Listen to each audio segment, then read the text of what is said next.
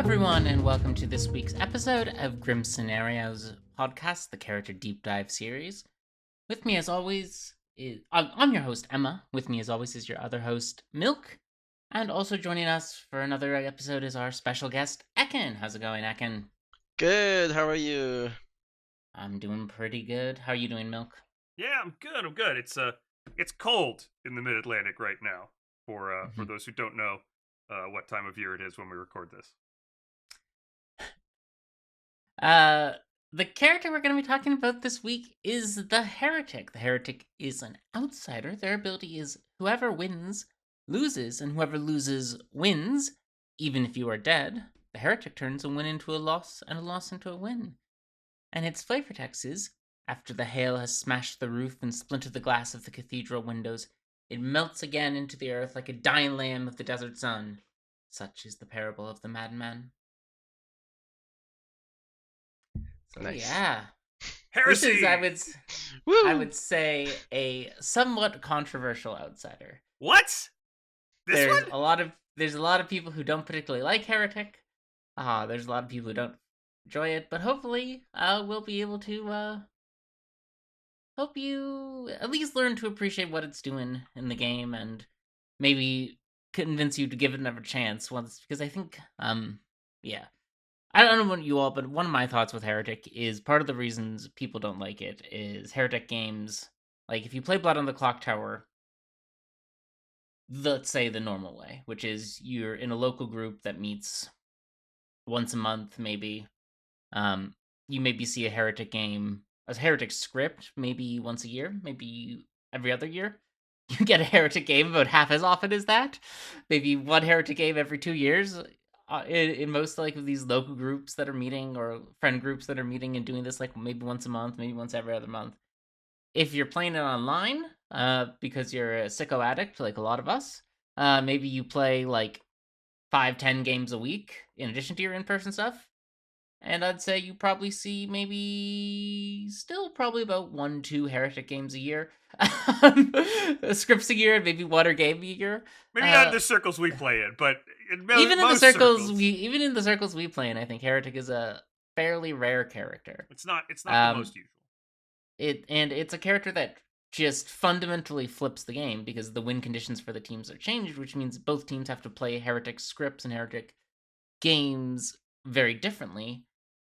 But because it's so different, no one has a lot of experience playing with Heretic, which means they get frustrated and confused that the things they normally do in a normal game of Blood Clocktower are like detrimental or even negative in a Heretic game. And then they're like, well, that's not. And then afterwards, they're like, well, I didn't have any fun because I did the normal things I do and things don't go well.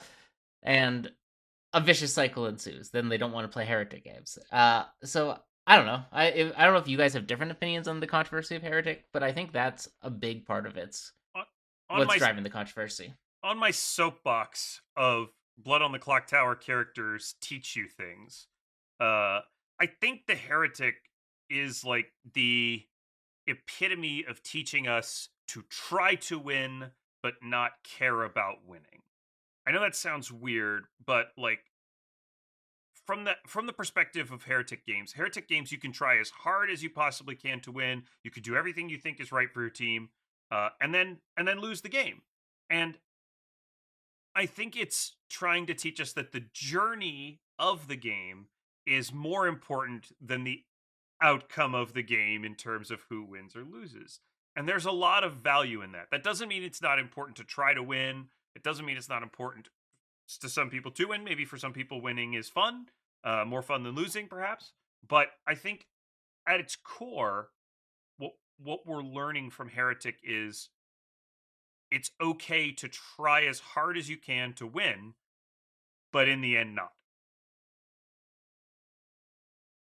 Yeah, that very much matches my understanding and experience of the Heretic as well. The fundamentally it just like it's for me the ultimate outsider, right? It takes what is the primary benefit of the good team, which is you only have to get lucky once to kill the demon, and flips it around, and then now makes it the advantage of the evil team. If you kill the demon, then evil team is gonna win.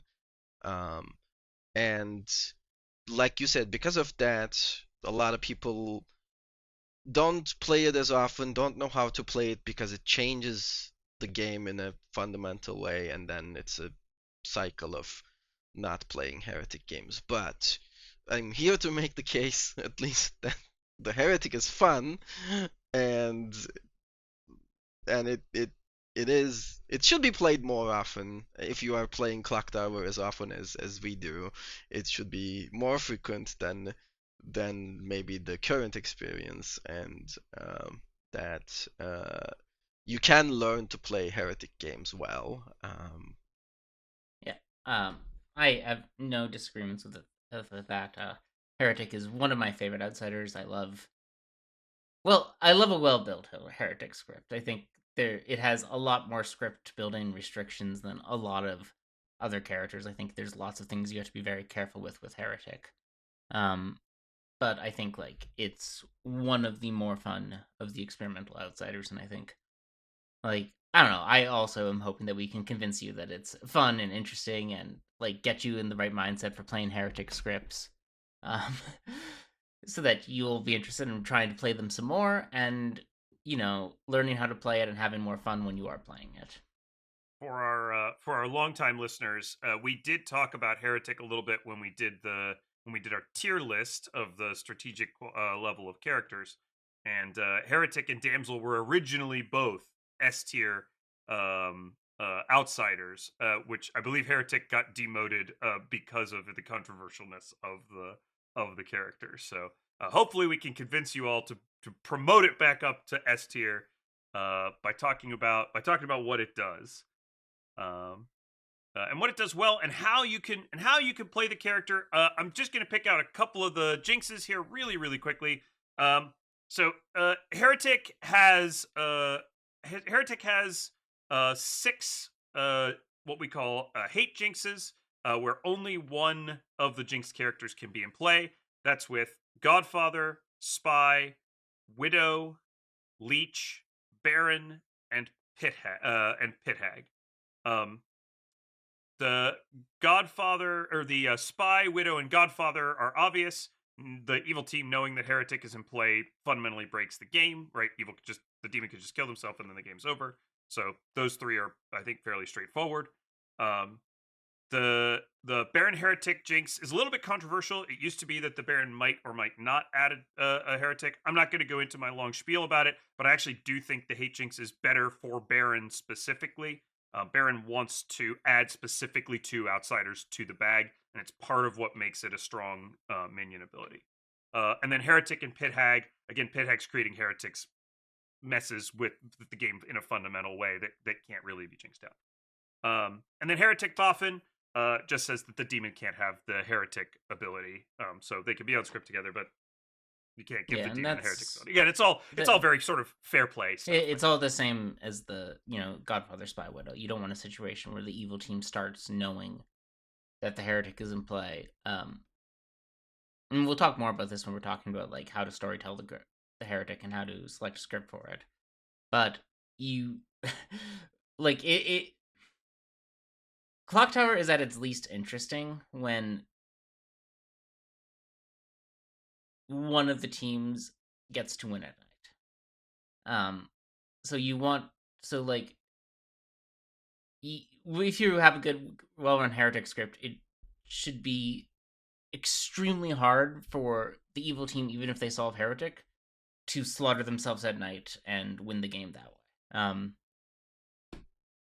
Both because of because of time issues, ability issues. There's lots of ways you can prevent that, but like things like letting the demon, the spy, the widow, the godfather know there's a Heretic in play, just like unless you have an incredibly perfectly built script, would create a situation where evil just wins night 2 most of the time. Yeah, and that's just not fun, right? Like it's not even really a game at that point. So not much really else to say about it. Shall we get into how to play the the heretic? What do you do when suddenly this terrifying token flips over in front of you or comes out of the bag in front of you?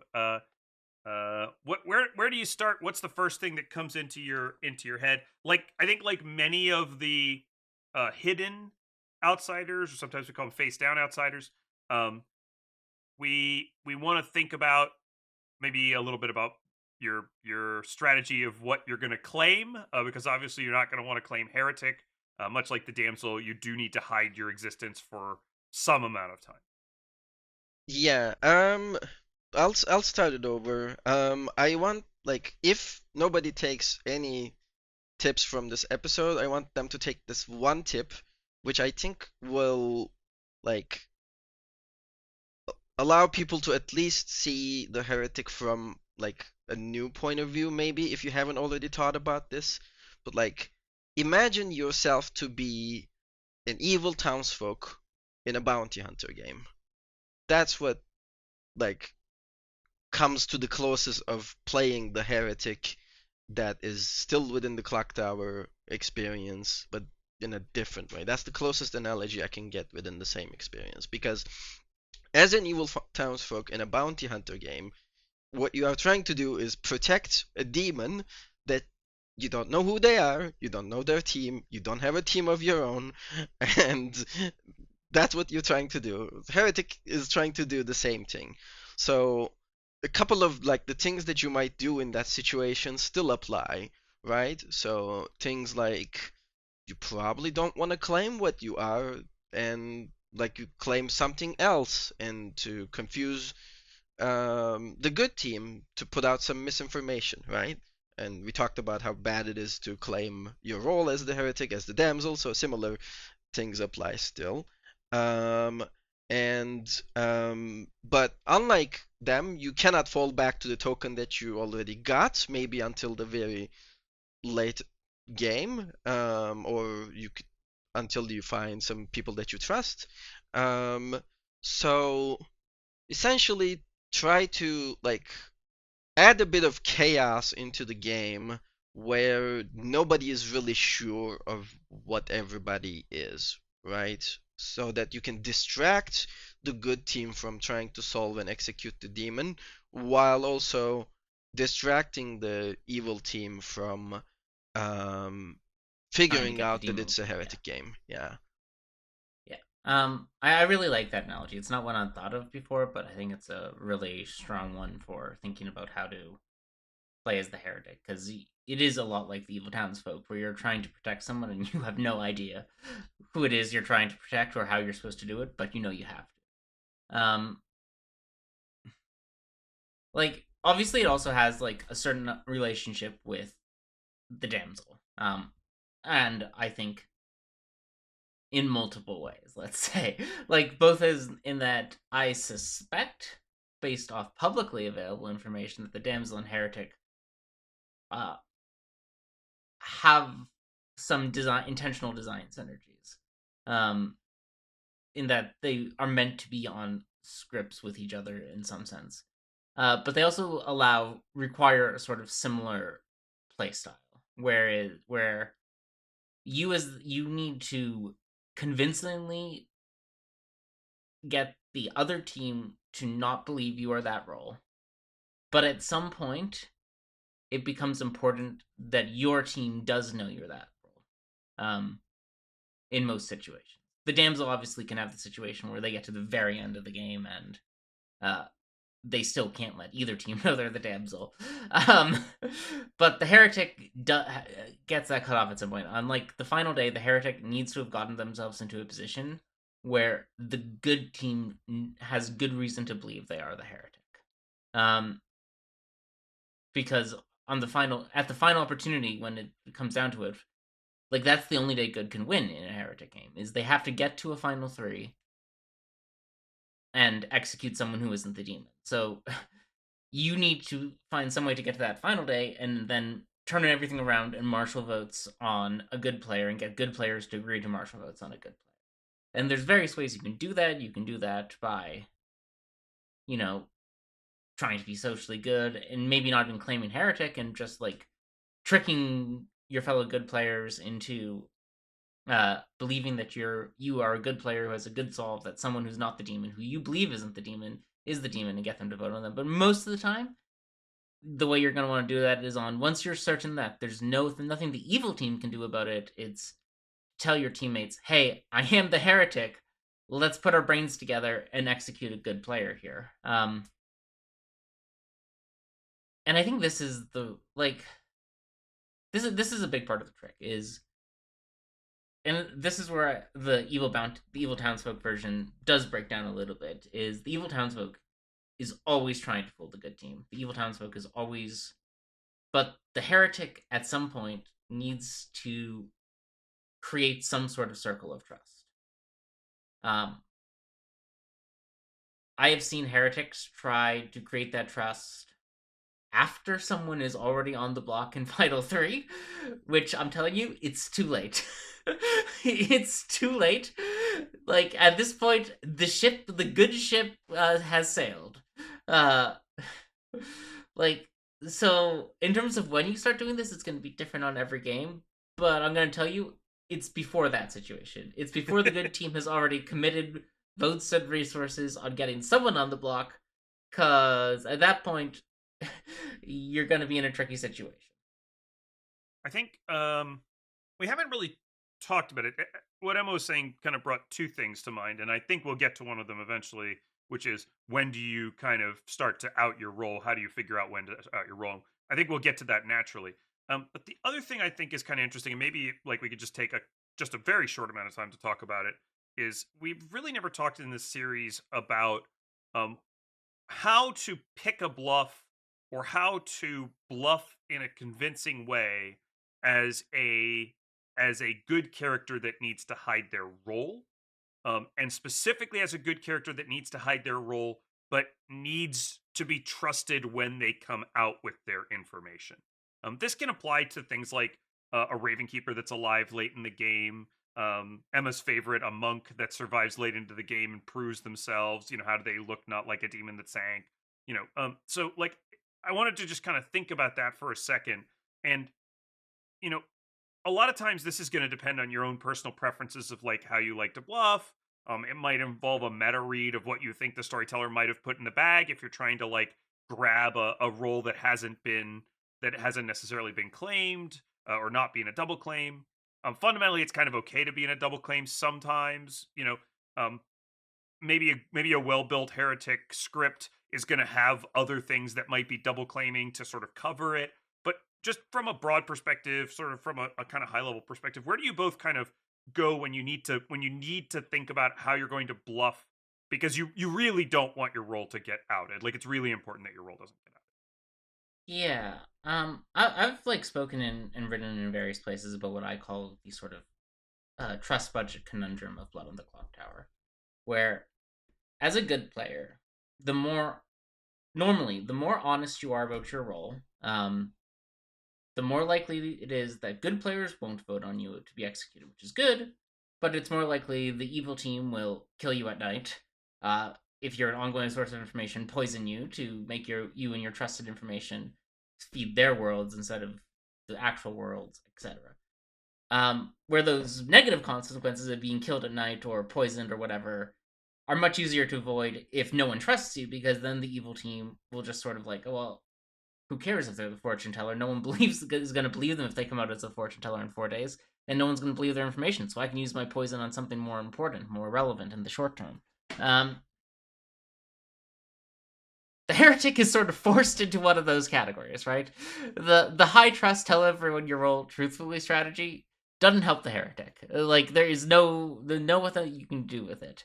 And the heretic doesn't have the benefit of some of the characters I normally like to play a low trust strategy with, like monk or innkeeper or mayor or whatever, where you can have some way to sort of prove yourself in the later game, that because you have time to bring that back when you're still a active participant in the public phase of the game. So your normal strategies of that I would recommend being low trust with simply don't work for the heretic. Whereas the monk can like be low trust for a while and get the demon to frame them, and then do the critical save on Final Four that gets everyone to go, wait a minute, you're actually just the monk, aren't you? The heretic can't do that because the heretic doesn't have the ability to save someone on Final Four. Um, like, so your normal low trust strategies are sort of out the window, but you also have to be playing a low trust game. I think the big thing here is like this then like so what is the other way you can do this? And the other way you can do this is you can carefully and critically come out to people who you know are good at critical points in time. And that requires you to be an active participant in the game, actively like being helpful, sharing information, um, getting other people's information and using it to circle in, okay, um, player A over there must be good for reasons X, Y, and Z. Because of all the information and social reads I've done and what I've gotten from other people, there is no way that player A is evil. And at some point, as the heretic, you need to probably make that leap of faith with player A. And there's various heuristics you can use to get there, but I think like that is the first step you need to take is you need to find someone who you won't have good trust because you'll have been lying the entire game.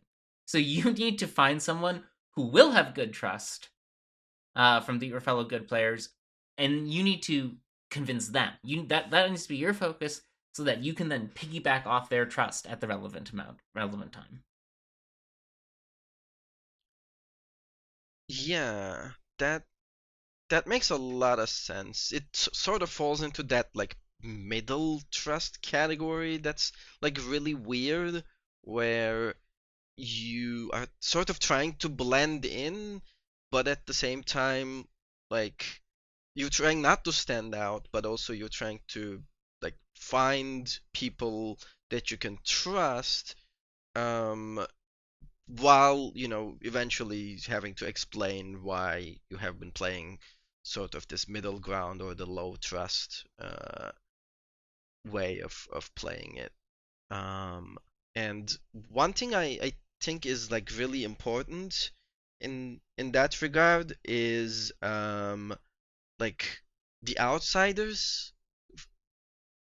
We talked about damsels, right? So you have some sort of idea on like what the outsider count is supposed to be. Of course, there's many reasons why the outsider count is not what it is, but the sort of things that might work well with, at least as a starting heretic, is to look for where these outsiders might be. So the damsel we talked about, you can maybe start claiming damsel or huntsman to look like a damsel a little bit, to try and find that damsel that might exist, because by claiming, like, eventually settling into a different outsider bluff, you are sort of satisfying the outsider count a little bit, while also letting the other outsiders know that, hey, you're claiming their role for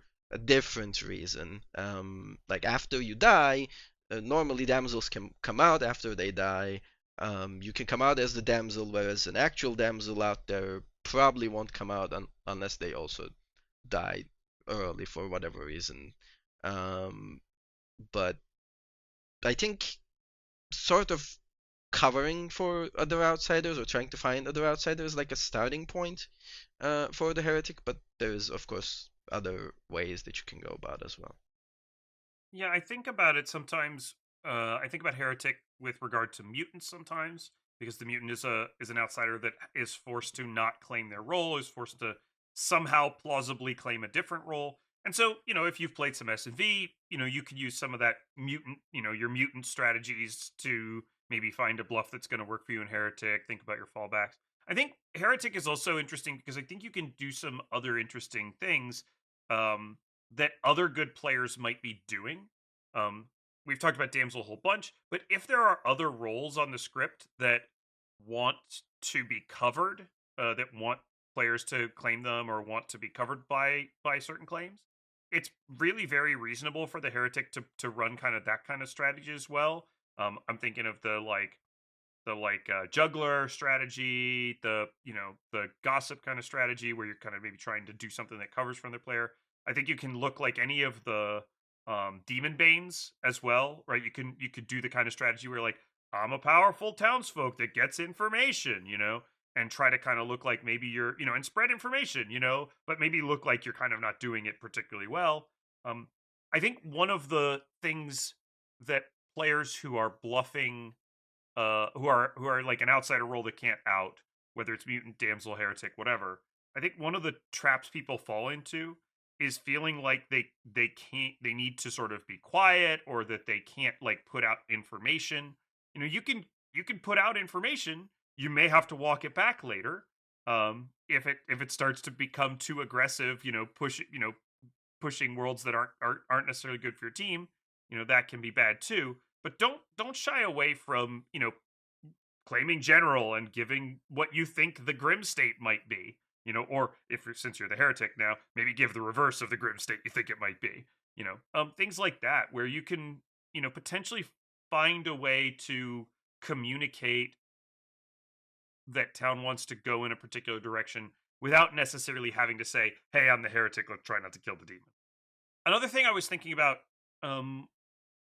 was about voting as the heretic, because I think it's very easy to get sort of stuck in a vicious cycle where you kind of go, I can't vote on anything. Anyone could be the demon, right? I don't want to kill the demon. I from my perspective, to some extent, you just kind of bite the bullet, and just kind of you need to vote. Like, people need to get put on the block. You still need to, help your team get to the end game.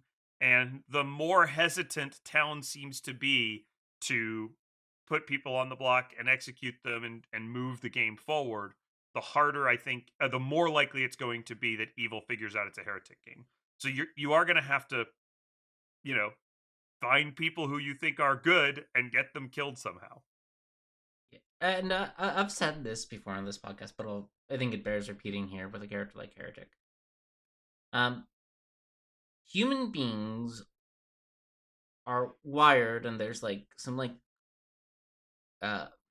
cool evolutional psychology risk that I like read in law school about this, where we tend to overestimate the dangers of risks and underestimate the dangers of not taking risks. Mm-hmm. Except when we're teenagers, especially men, who, when teenagers tend to have the opposite problem, where they underestimate the risk of dangers and overestimate the risks of not acting. But adults tend to be in the other camp. And the Evo Psych theory is basically like, if you hear a noise in the wood, it's probably the wind.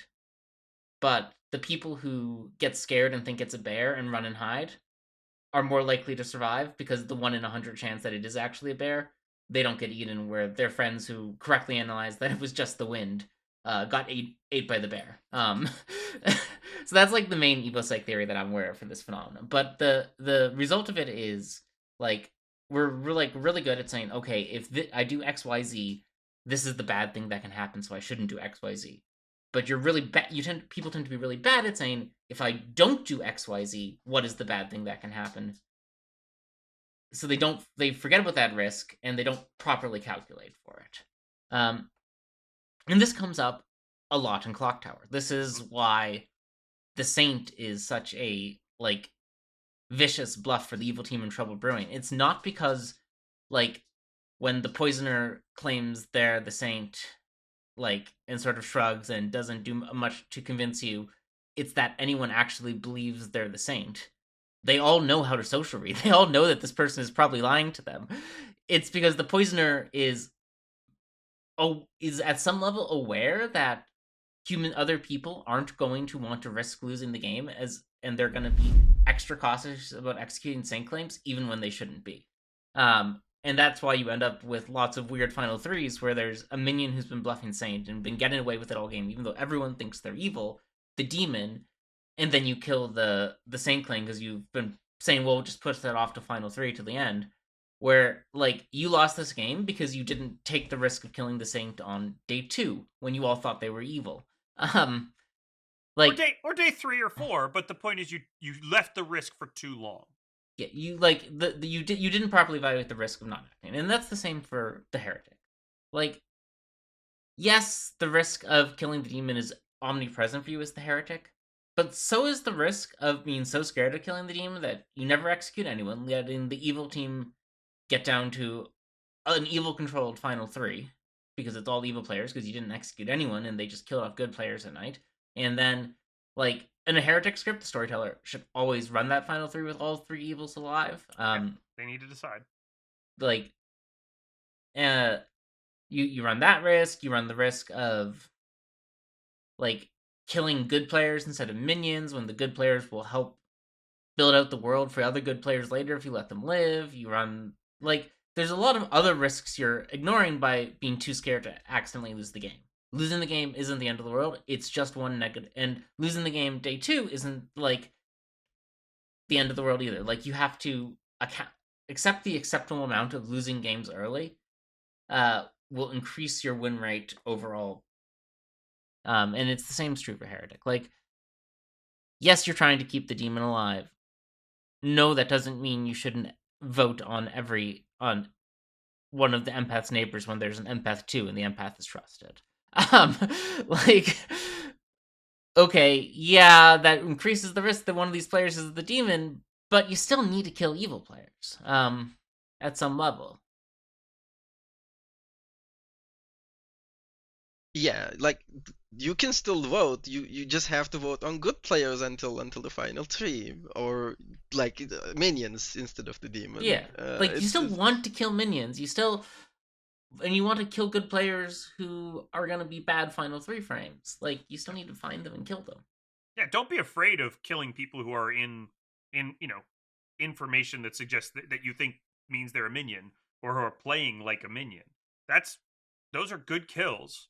Don't be afraid to kill townsfolk who are especially who are like spent townsfolk who are kind of very socially trusted and very outed, right? You can vote on them. Normally maybe you wouldn't. Normally you'd be like, "No, I trust that noble. I think that's true what they're saying." This is a place where it's actually really safe to vote on that kill because it's going to further your specific goals, that is the goals that you know are in play. yeah, and find reasons for like why you're doing the things that you're doing, right? Like if you're voting on um like spent townsfolk, you can say, "Oh, I just, I want to get their information confirmed," or I heard there might be a cannibal out there, we can get double the information, or something along those lines, where there are still reasons why you might vote on players that you think are good or that you can trust. It's just, find those reasons, Yeah. why you're doing the things you're doing. Justify it so it looks like a legitimate play that's just not a heretic trying to push their agenda.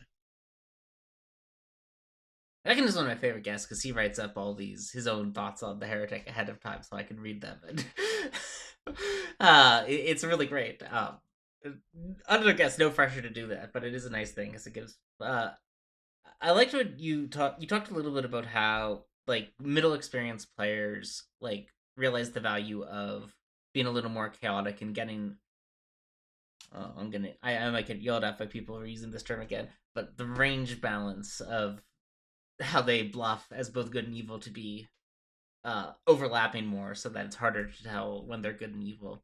But when they see a character like Heretic, they freeze up and they lose that sort of chaotic edge.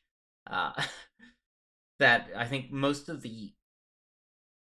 I mean, the chaotic edge isn't the only way to express this. Some players are really good at like the steel face sobriety as both good or evil in the way that you which is it may feel like that's a very different thing than the chaotic edge, but they're actually the same thing.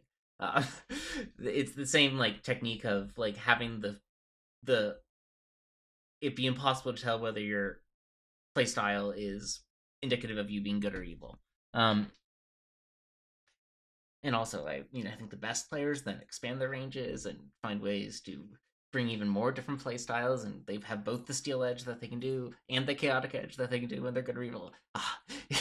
But like I think a lot of people when they first meet Heretic are in that intermediate space where they're starting to explore the chaotic edge a little more, because I think that's sort of the cycle. People start a little on the nervous edge, then they get to the more going for the steel edge, then they start realizing the value of the chaos, blah blah blah blah. And I think that's the but then they freeze up as the heretic and they stop playing like themselves. Um so like keep playing like yourself. Do the sort of things you do when you're the fisherman when you're the heretic. Um don't let the fact don't think that you have the weight of the game on your shoulders. You don't. It's still everyone's playing the game together. The other good players know about the possibility of Heretic. They should be having some of the same doubts about executing people they think might be the demon as you do. That's a phrase that's common to both competitive martial arts and probably sports basically, and also competitive tabletop gaming, Magic the Gathering, things like that. Which is broadly speaking, play your game, right? You don't want to get sucked into playing in a way that isn't the way you want to play broadly, right? It's good to expand your play styles. It's good to try different things. It's good to explore the steely face, resolve and the chaos player and the I'm just having fun with my friends player, which is my favorite evolution of the clock tower play, where you just be yourself and have fun, and the role doesn't really matter. But whatever you're doing, right? Play your game. When you see the heretic token flip over, don't play differently. You don't need to express yourself differently. You don't need to change your play style. Be you, and just be you with a heretic token. I think that's like really good general advice for like almost any role, especially for folks who are get nervous about being the demon or get nervous about pulling challenging roles that maybe like heretic or damsel. Right? Is always play your game, fight your fight. But don't you know broadly speaking, don't let the token change your overall approach to the game. Yeah. And like Emma said, there is also the room to grow aspect of it though, where you if you want to try new strategies, regardless of your token or not, still do those things.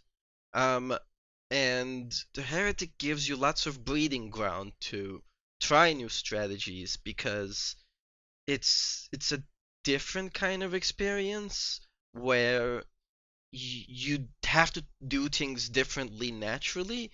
So you that gives you sort of the the ground to experiment, where normally I wouldn't do this, but this might be a heretic game, so maybe this type of strategy will work. And if you think that's the reasonable strategy, then go for it. Like, if um, you want to bluff evil, for example, as a good player, Heretic is the perfect experience to do that, right? Because normally a lot of Heretic scripts have reasons for good players to claim evil. I think that's the sort of script that fits naturally for the Heretic. So if there's a poppy grower potentially in the game, or like a magician, or you can claim goblin. If you've never tried claiming goblin as a good player, heretic is the perfect time. And if you want to try, I don't know, claiming alchemist wizard that did something weird, if there's weird wizard shenanigans going on, even though you didn't do that, you can take the accountability for it, and then maybe evil team will approach you because they don't know their own team, right? So uh, play yourself while also be opening to experimenting. Yeah, I like that. I think like a sort of a layer of this, and yeah, I don't want to get into it too deeply, but there's a sort of stigma to inexperience. Not just in clock tower communities, it's really in every gaming community. It's in a lot of online communities. There's a stigma to being inexperienced. We have like almost a derogatory word for it, which is noob, right? We call people a noob if they're like new and don't know how to do something. I think Heretic gives you freedom to embrace your inexperience, as Ekin pointed out. It gives you the freedom to do something that you haven't done before, that you don't have the experience to know if it's a good idea or not. Um, before we all became clock tower luminaries that played publicly everywhere, all of us were just trying stuff. And my mantra to people has always been, try stuff, see what works. And even if it doesn't work, that doesn't mean you shouldn't try it again, right? It doesn't mean it was a bad plan just because it didn't work. Sometimes plans don't work out. So definitely try stuff. Definitely let Heretic be a sort of license to try stuff and see, what you can get away with, almost. Because sometimes it's really fun to get away with it, even if you don't win the game.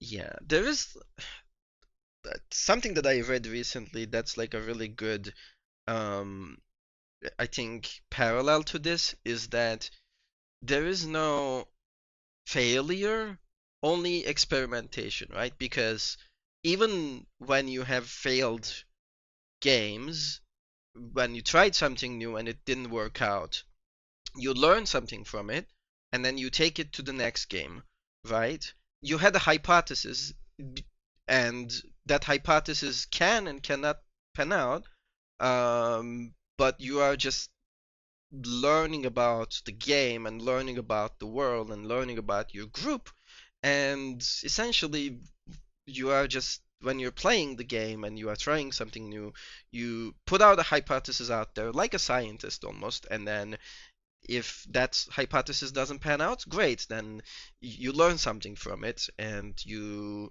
have concluded the experiment rather than, failed or lost the game. I mean, you might lose games, but the experience you get from it and like take to your other games will be invaluable. So that's my Yeah. And I don't think it has to be like a strictly delineated hypothesis. I don't, and not that I'm saying that that's what you're saying, but I think like just like if it's just a thought in your head that you're like, I wonder what would happen if, uh, I did this once a long time ago, and it's led to some of quite frankly my favorite things to do in games, which is I wonder what would happen if I just claimed my role, but said it in a way that I thought people wouldn't believe. Like said it as if I was asking a question, like I'm the heretic, right? Like it's not an important thing. It's not like a complicated strategy. It's literally just sounding uncertain of your claim.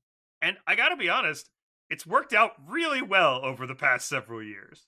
And you might just find that you have this idea in your head and maybe Heretic is the time to try it because maybe your team wins anyway. Okay, I think we've talked pretty deeply about like how to play as the heretic, what to do if you get the token. Let's talk about the bluffing side of heretic. Let's talk about what the evil team can do about heretic, should do about heretic, and when they should bluff heretic. I think one of the strictly most risky things to do as an evil player in a heretic game is to bluff heretic. Because if there are two people claiming heretic, town will probably believe that it's a heretic game. And so it can be very risky for the evil team to come out with a heretic claim in a game that they think might still be a heretic. But I'll defer to both of you on your thoughts because I do think there's a lot going into how to bluff as the heretic and when you should specifically bluff.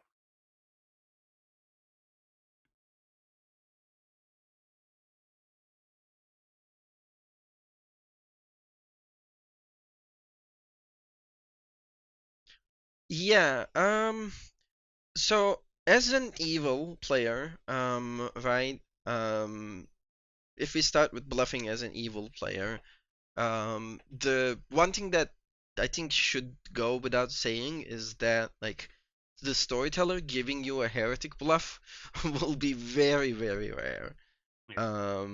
Because if your storyteller is running a heretic script, they probably want the evil team to be unsure whether or not there is a heretic out there. That's the fun of the setting up a heretic game, right? If both teams are contemplating whether or not it's a heretic game. So if you did not get a bluff as a heretic, you run the risk of what Milk said, which is somebody eventually double claiming you and good team believing that it's a heretic game. So I think it's obviously a not obviously, but like it's probably a better minion bluff. I think so. Yeah. Generally speaking, because if as the demon you come down to final three and have been still claiming heretic by that point, you want to be executed as a heretic. Whereas as the demon, if nobody else is claiming heretic, then you don't want to be executed. So it's much better minion bluff generally. One exception would be that like it might actually be a heretic game, like towards the middle of the game, if you start to think that it might be a heretic game, um, you can kind of sorta as the demon start hinting that you might be the heretic to like to maybe bait out a heretic because um, if you get executed in a heretic game, you can still win. But if you are not sure, then it's probably a better bluff for the minion. Um, and I think for the minions, you want to um, play as if you are the heretic, essentially.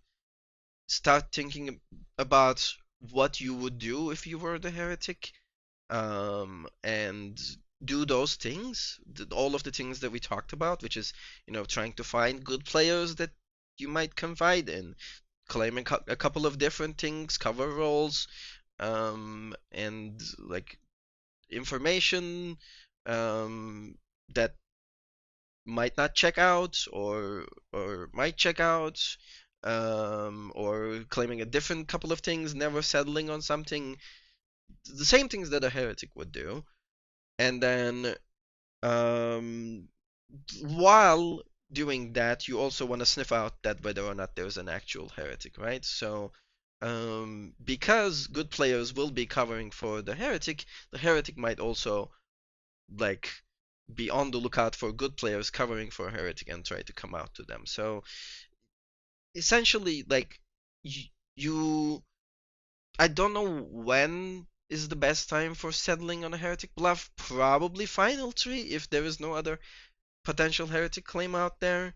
Um, but you still have to do all of those things that the heretic might do, and then like at crucial moments, maybe try to push people towards executing, good players or getting yourself executed, which is something that heretics are normally want to do, or getting other minions executed, so that your demon can survive, just like a heretic would try to keep the demon alive in a heretic game.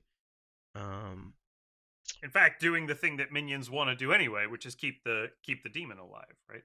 yeah, I think being off bluff can help a lot. Being in double claims, like looking like you're hunting for a claim, like maybe changing claims more than once. I think you do have to be willing to die for it.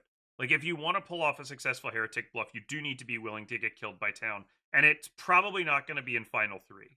It's probably going to be earlier than that, and then you're going to need to come back out later. But something that's a really good way to bluff heretic is to try panicking for your demon or panicking for a demon candidate, specific, not necessarily your demon, panicking for a demon candidate by getting yourself killed. It's almost even better if it's not your demon, in some ways. But if you can panic if you can panic over a demon candidate, somebody that's in a DI evil or a fortune teller, yes, or whatever, it can make you really, really look like you're the heretic. Throw up a late vote, spend a dead vote. Anything you could do to sort of look like you really don't want a demon to be killed, because fundamentally, like that's your information as the heretic, right? If you are the heretic, you know that the game can only be won if the demon isn't killed. And so, again, weirdly, another analog, a little bit like the atheist. The atheist knows how to win the game. You don't know how to win the game, but you do know that the win condition is different. And if you're an evil player claiming to be the heretic or who wants to look like the heretic, you're going to have to play like you're panicking over a potential demon candidate getting killed. And your actual demon's usually not going to be a demon candidate super early in the game.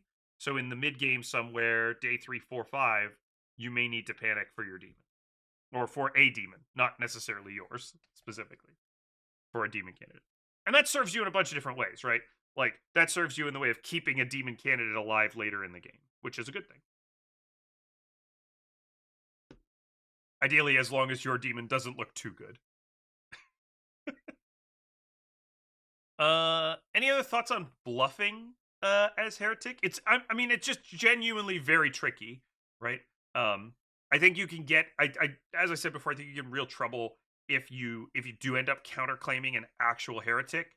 With 2 heretic claims, there's a real good chance Good is going to believe that at least one of those players is the heretic and try to kill your demon. Or try not to kill your demon. Yeah. Yeah. I think, like, it's certainly a bluff, I think, that it makes more sense to back into than it is a bluff that it makes sense to start off going for.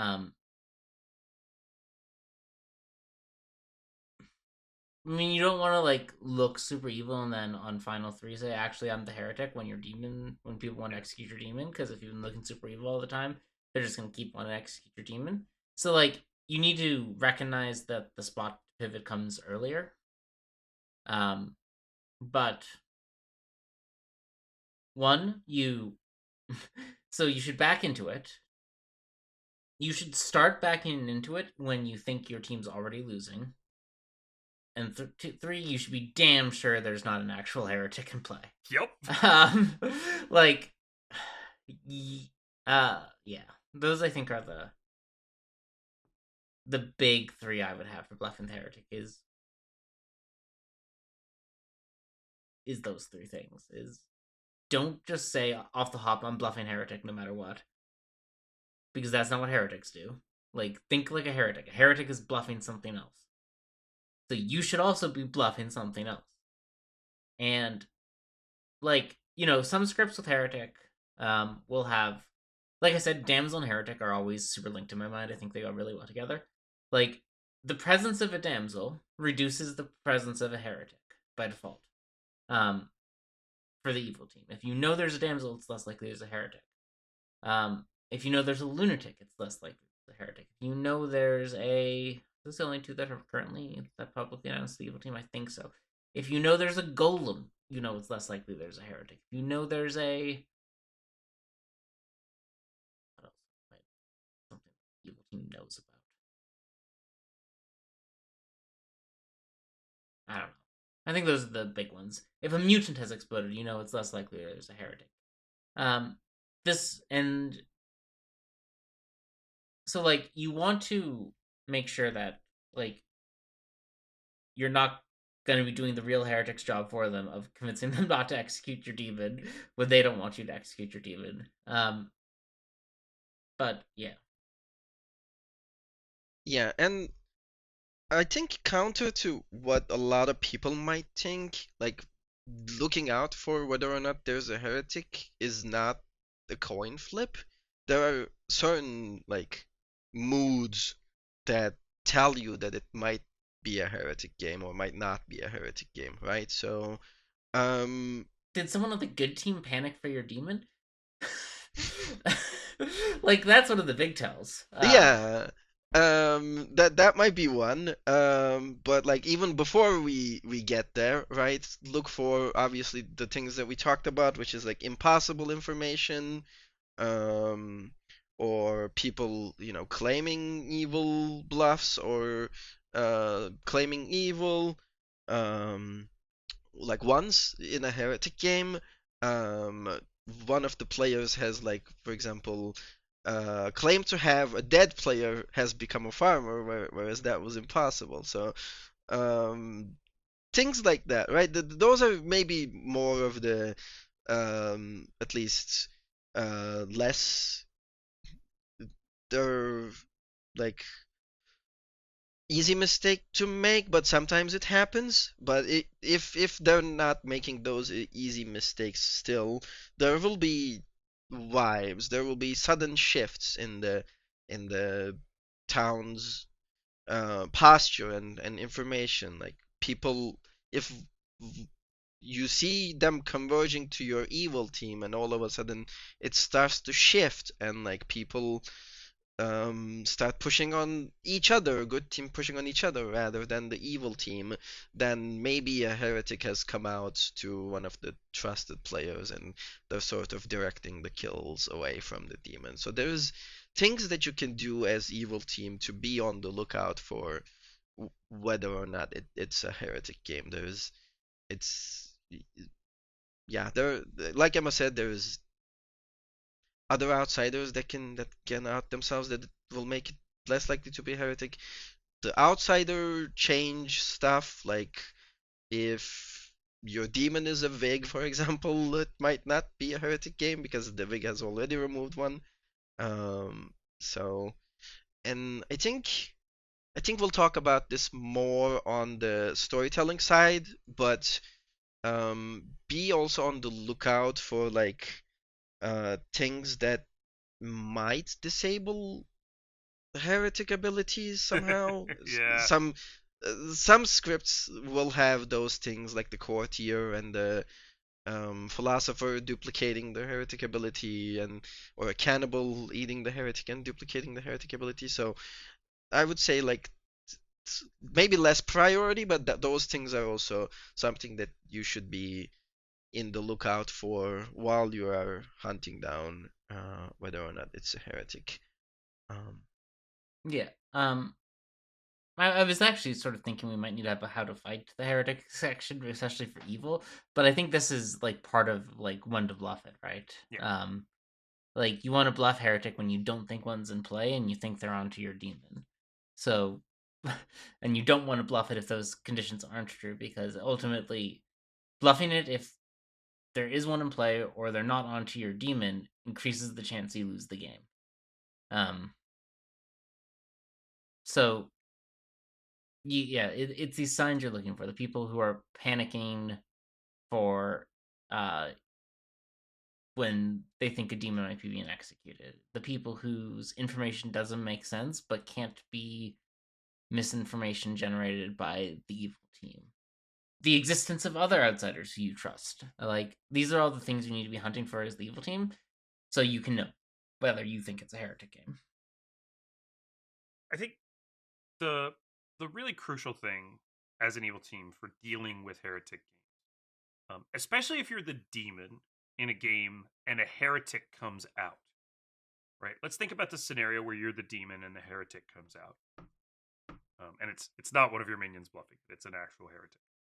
Fundamentally, your job hasn't changed substantially.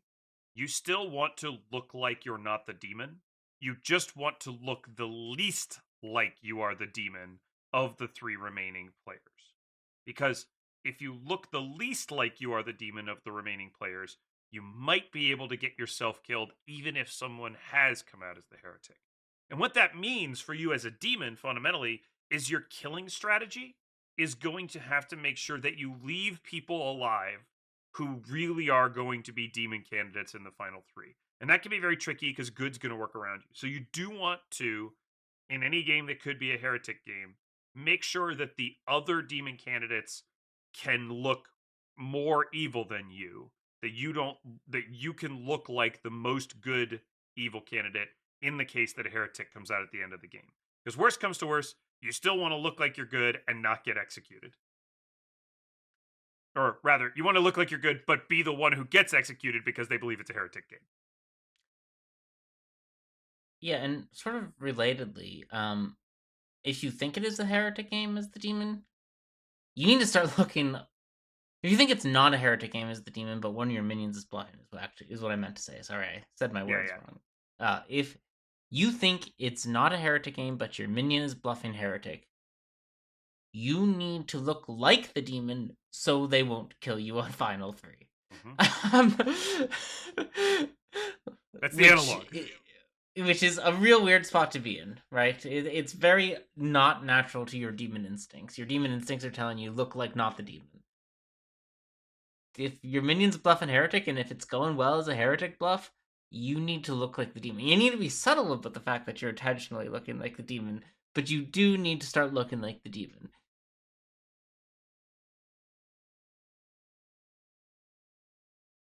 All right. Any other final thoughts on how to bluff or how evil teams should deal with the heretic? I think we've kind of covered a pretty broad kind of swath of things. Yeah, and I think briefly, I think we should talk about like good team bluffing heretic. Yeah, okay, that's fair.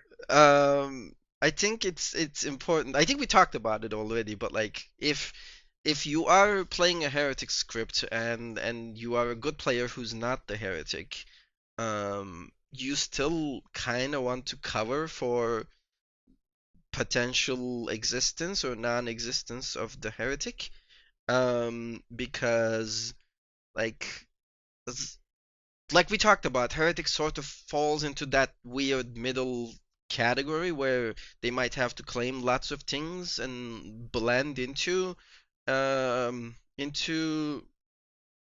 some kind of like vague bluff. And the more the good players kind of create that weird like vague bluff, the more likely that the evil team will not be sure ever whether or not there is a heretic or not. So if you are the huntsman trying to cover for a damsel, right? You also might want to on the side start covering for the heretic a little bit and like claim lots of different things, bluff some weird info, and similarly like players who might learn about the existence of a heretic, which I think a good heretic script should have maybe one or two, and we'll talk about it again on the storytelling side. But if you're the king that learns about a heretic, for example, then you want to cover up that existence of the heretic and like start claiming some other things. But if you so that the heretic can come out as something else at some point and the evil team doesn't know about it. So if you're the king that learned something, make up something else that you learn so that the heretic can claim that thing, for example. Like being a So librarian in a damsel game, right? Like you're not going to tell yeah, everybody you saw a damsel. yeah, exactly. And yeah, if the good team can create that vagueness, that the more good players can cover for that, the better. And sometimes when there's not a heretic in the game, you might want to start thinking about bluffing heretics so that the evil team thinks it's a heretic game, and they might want to think about executing the demon rather than not executing the demon, and that could win you the game. So Or at least there's leave that possibility space open, right? So that evil yeah, doesn't have it solved and doesn't know exactly what they should do. yeah, yeah. So there is a lot of benefit to bluffing heretic or like covering for the heretic. So I think there's unlike other characters, there's some. I mean, there's a few characters that we talked about, like damsel and stuff, but there is reasons why good team might want to bluff something else, um, to cover for the heretic. Yep. I think that's really reasonable. I think there's a pretty good chunk of STing stuff we want to get into, especially with regard to script selection with Heretic. I had a kind of fundamental thought. Maybe this will help us a little bit. Going back to this concept that Emma has had of talking about Damsel and Heretic, they just really feel like they fit together. And I think a big piece of that is that there's a synergy in characters who don't want to claim their role openly. And I think there's like kind of a lot of characters that you can think about that maybe don't want to claim their role openly, and it's sort of they sort of cover for one another by making it unclear which character they are that doesn't want to claim their role, or sort of creating an environment in the game of people not necessarily openly claiming their role.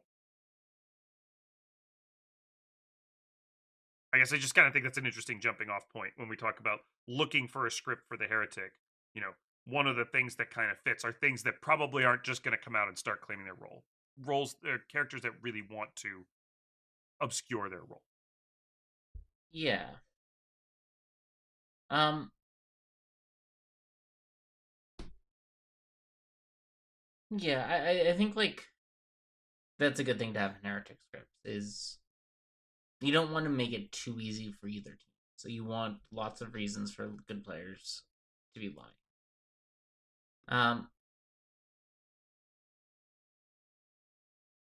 But that's probably not the first thing I'm gonna look. The first thing I'm gonna look for in Heretic script is the composition. Sure. I think like you have to start there. You more than any other character that more than any other good character, I think the heretic depends. If for a fun heretic experience, you're gonna need an evil team that can fight it in the right ways. So I think there's like in several ways like the so like demons like Legion, Imp, and to a lesser degree Puka, and Little Monster, though there's some weird mechanical problems with Puka and Little Monster, are really good with Heretic because they struggle to eliminate themselves at night. Right? So like when these demons, when Imps and Legions are in Heretic games, it's much harder for them to kill themselves off at night without making early commitments and serious sacrifices. In the Imps case and with Legion, the storyteller is simply not going to let Legion eliminate themselves at night when with a heretic in play. They're gonna make Legion sweat it out in Final Three. And I think those make them, I think, probably the two best demons for Heretic. Puka and Little Monster. Puka cannot kill itself at night. It's impossible. Puka will just poison itself. But there's some weird stuff where, like, if the Puka poisons the Heretic on Final Three, like, it's not clear who wins the game. Yeah, which is just gets awkward. into weird ground. Which is one of the reasons probably why Leech got hard Jinx with Heretic, because Leech had the same problem. Really hard to figure out who won.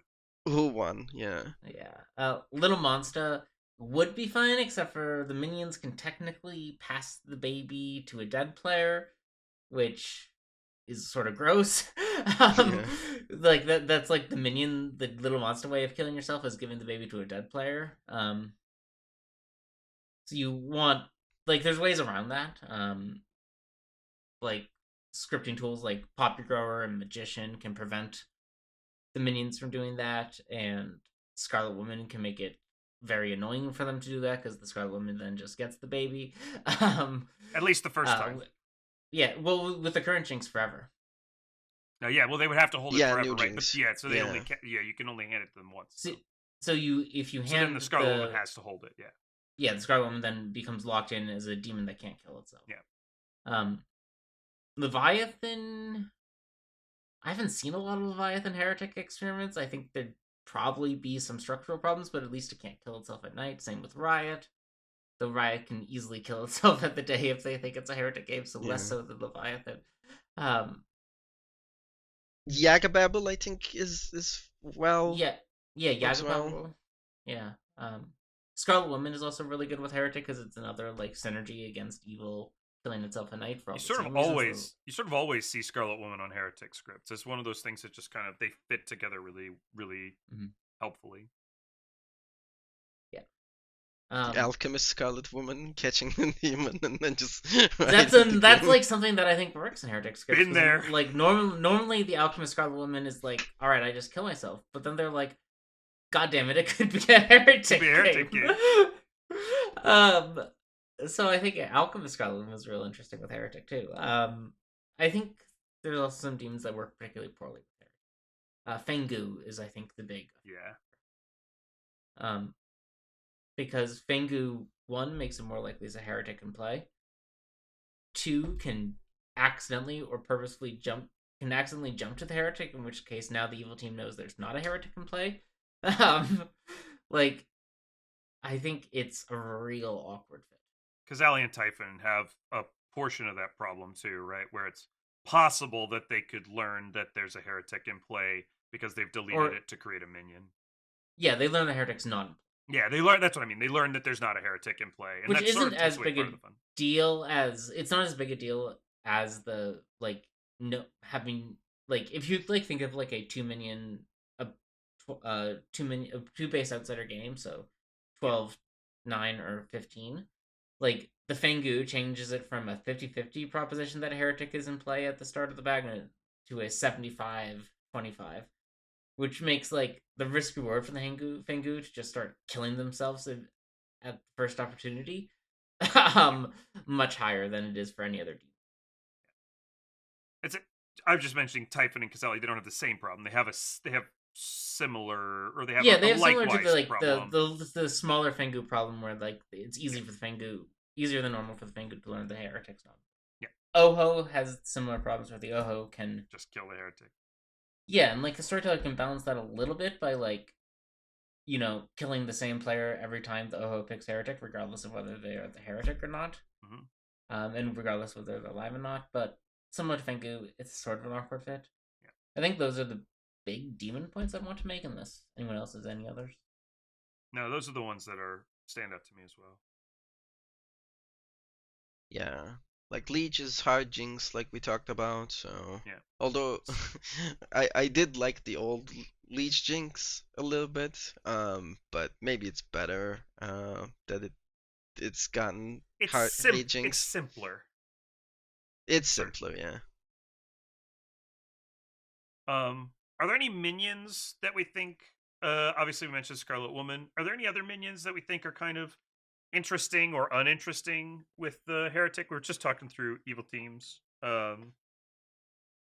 Serenovas can do some fun-ish stuff, I suppose, by making someone claim Heretic late in the game.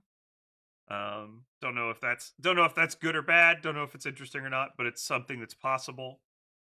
Yeah. I don't know. I spoke a lot about demons, so I'll let Ekin answer a little bit about that.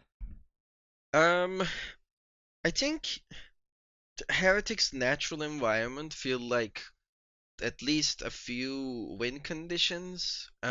Because it swaps the win condition, it makes every win condition on the game interesting except for a couple of things. So on the minion side, I quite like it with like win condition minions.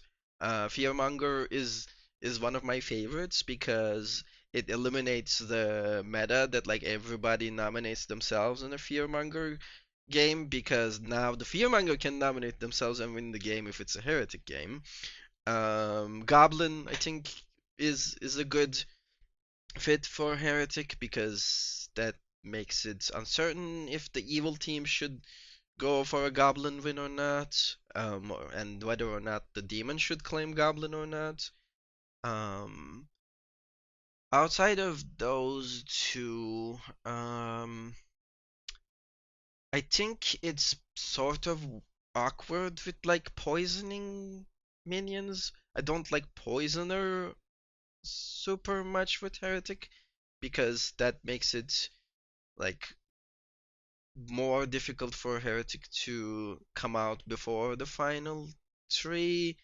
Because if the evil team knows, it, not knows, but like is uncertain, they can just poison somebody that might be a heretic and then just like not worry about heretic in the final three. So that sort of feels like a anti-synergy. Yeah, I think that's Obvious, probably right. yeah. Obviously, like Grim Peakers are hard jinxed. Yeah, Wizard, Wraith is not included in that hard jinx of Grim yeah, Peakers. that's true. Wraith's not a Grim Peaker, it's a Peaker. So Hmm. if you are gonna have Wraith, I think on a script with Heretic, you need some other stuff that you need to make sure you have enough stuff that plausibly doesn't wake up at night for the Wraith to see. You know, that's not don't just have Heretic be the only thing in your bag that doesn't wake at night, you know. Wizard can be good. Wizard can fit like anywhere, Yeah. and it Wizard may. is, yeah. Go ahead, go ahead. It's a tool evil can use to challenge the heretic, which I think is interesting. Mm-hmm. And the storyteller has the ability to balance it so that the game still remains a game, right? And that's pretty important too. Yeah. Um, we should just mention, I think, because we like very briefly talked about it. Odd numbers of heretic means that the win condition is flipped. Even numbers of heretic mean that the win condition is normal because two heretics cancels out the flip, which means that things like Philo and Cannibal, Philosopher and Cannibal, uh, those those roles can cause there to be multiple heretics, which can cause your win condition to swap back. So if you weren't aware of that as a possibility, just be aware that you can have multiple heretic abilities in play, which can cause the win condition to change. I actually lost a heretic game. I think one of the very earliest heretic games I ever played. I lost because I didn't realize this interaction, and I was furious about it for days. I was like, "We're good. We're winning this. We know who the heretic is." Oh, what do you mean? There's a cannibal? Yeah, and I think some of those are like good for the heretic scripts as well. Like some tools in Good's box to deal with the heretic situation is helpful, right? So things like we talked about King that might learn about the heretic, or general if it's like getting opposite of what they think they should be getting, it might indicate towards a heretic game. Fisherman might get advice about the heretic, and farmer might delete the heretic. Well, that's a good one. So Yeah. if they play their cards well, I think so High Priestess in general can also both be useful with Heretic. The general can, give, game states that seem wrong. The High Priestess can be shown, to people in a sort of very different way in a Heretic game. You can really think differently about High Priestess and what they should show in a Heretic game. Um, I think the same caution that applies to Balloonist Damsel probably applies to Balloonist Heretic. Just Um, to some extent. Just be cautious, I think, when I you're storytelling it. I'm not cautious at all with it. Great. Like I think like heretic is an outsider that good sided outsider mod is fine with. Normally, good sided outsider mod is on average too strong. Because it gives the good team too many confirmed players. But I think Balloonist, like, Heretic's a weird outsider, and, like, it's generally more important that the evil team not know the outsider count than the good team. So, like, good sided outside in a Heretic game, whereas normally the reverse is true. Normally it's like more important that the evil team doesn't understand the outsider count, that the evil team understands what the outsider count should be, and the good team is confused. In a heretic game, heretic that's less true. It's like sort of fine for the good teams to know there might be an extra outsider and for the evils confused. So I think like blueness being used to add a heretic is normally fine. I think good sided outsider modification works really well with heretic. I was thinking more in the. I agree with you 100%. I was thinking more in the perspective of balloonist information revealing the existence of the or the location of the Yeah, the heretic. player themselves need to be more Yeah. careful about revealing it, but I think as a storyteller, putting both in is fine. Mhm. Yeah, on the topic of like good-sided outsider modification and things that might duplicate the heretic is hermit maybe Oh, I is forgot very about that. Yeah. interesting. Because they can remove uh, any outsider, but also have the heretic ability, or coexist with the heretic to make things normal. Um, Hmm. so, and I think in the like niche worlds, things like alchemist zone that might like add or remove outsiders, but yeah, um, those are kind of interesting with heretic. Yeah, I think we've pulled a lot of highlights at least, regardless of whether we've gotten the exact things. Uh, well, I think we've kind of covered. Any other thoughts about storytelling more broadly? We could do a bag for Heretic. It's probably worth building a bag to some extent, just to kind of look at it and kind of have at least have a little conversation about what a Heretic bag looks like. So should we hop out real quick? Before we Oh go into yeah, the bag, I think one more final thing to think about, like storytelling and bag building and script building with Heretic is, I think Emma covered this already, but things that from the good side might stop the evil team from immediately killing themselves or like killing themselves when they find out that there's a heretic. Things like lycanthrope or monk or innkeeper that can stop the demon from killing themselves is, I think, quite interesting and important to have in a heretic script. But yeah, that was basically my last note. Is there is the information side of the heretic, and then there's the mechanical side of the heretic, and they sort of complement each other when you're running a heretic script or building a heretic script. yeah. Well, let's hop out and look at some characters. Sure. All right. So we're building a bag for a heretic. This is, of course, Dusk in the House of the Damned, which is a favorite of ours. We've used it for a few characters, and I think it works quite well for heretic. I think it's a pretty close idea of what a heretic home script might look like, roughly, if not exactly. So as usual, we're always going to put a heretic in the bag here because we're building around the heretic.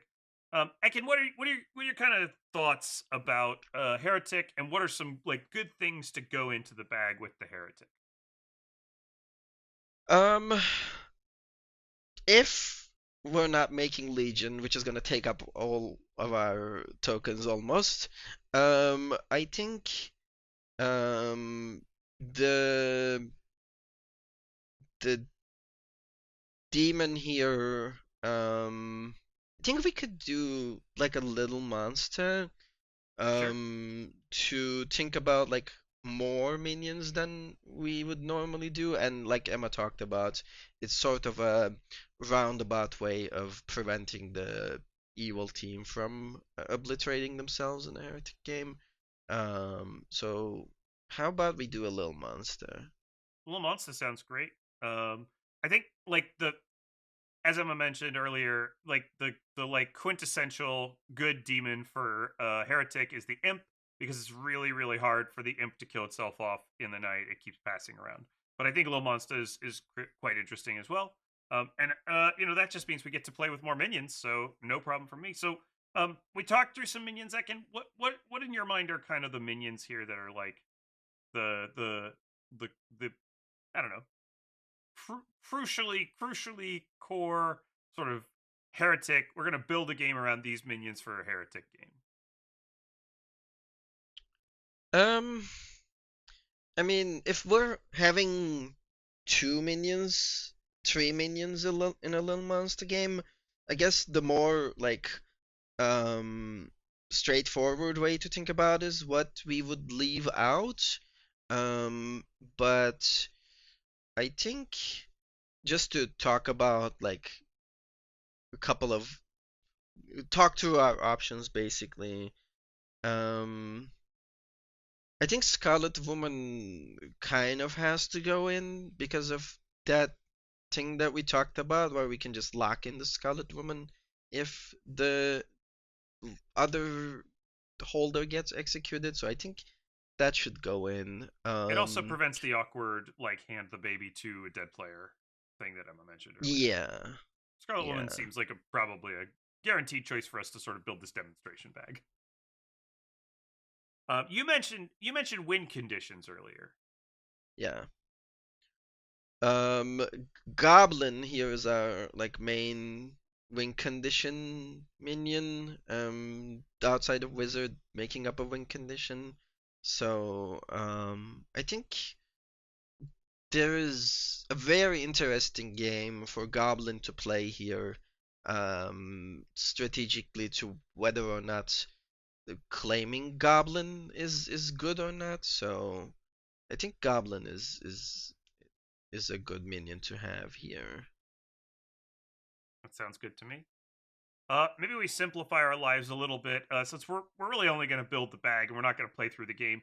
I think maybe we will just put Harpy in the bag. A wizard would be fine to add too, but either of these are sort of fine.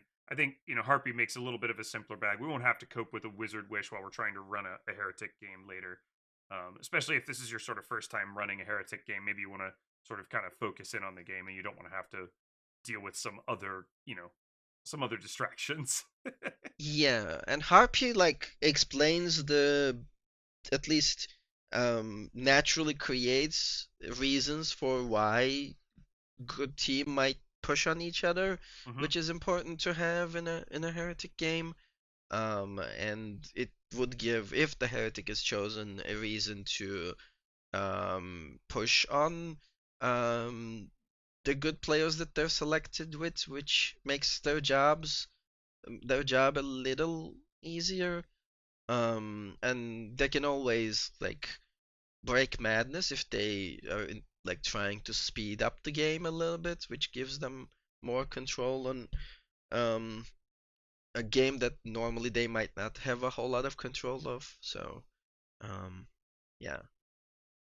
Yeah, I think that's probably right. I know Emma mentioned Magician and Poppy Grower earlier and the relationship that they have with Heretic, and especially in a little monster game. Um, Yeah, I think like the value of having these in is that they disrupt Little Monster's ability to kill itself without needing to make a house. Um, which I think is a good thing to at least start with. So like I like having at least one of Magician or Poppy Grower in with the Little Monster Heretic game. Um, I don't really care which, but Start Poppy Grower in. yeah, I like the Poppy Grower Jinx a little more because it keeps Little Monster more in line with what Little Monster normally is. With the mobile demon and the minions getting some agency than Magician, where the storyteller just sort of says, "Hey, it's yours now. Deal with it." Yeah, just for those who don't know, the Little Monster Poppy Grower Jinxes, the storyteller goes to each minion and asks them if they want to hold the baby, and then cycles through them until one of them agrees to hold the baby, or the storyteller gets tired of walking in circles. Um, yeah, I think that's a good one. Uh, Yeah, and I like leaving out one of them generally in scripts like these because like it gives an evil team an out. Eventually when like if they know once they figure out their team in a Papigoro game and there is no magician in it, they can claim magician, and vice versa. If they know of a magician, they know that Papigoro. I mean, if they know of a magician from the start, then they know there is no Papigoro, so they can claim it. So I usually um up for like leaving one or the other, also except like in like rare circumstances. I'm a big fan of the redundancy effect. I think it's real I fun. know you like it more having both. one of the other nice things about Poppy Grower is that it creates that synergy of characters who don't want to claim what they are. Right? It gives like a potential plausible reason for a heretic to, for more than one person to be claiming not, what their role is, and it gives a little bit of extra cover. Another cool interaction that we've inadvertently created around a character that Ekin mentioned earlier is the king. We could happily put a king into a little monster bag without a choir boy, because we the storyteller will be deciding when the king dies, and that's good because that means again you could use the king to get that crucial piece of information that helps them figure out it's a heretic game, or helps them kind of solve out what's going on.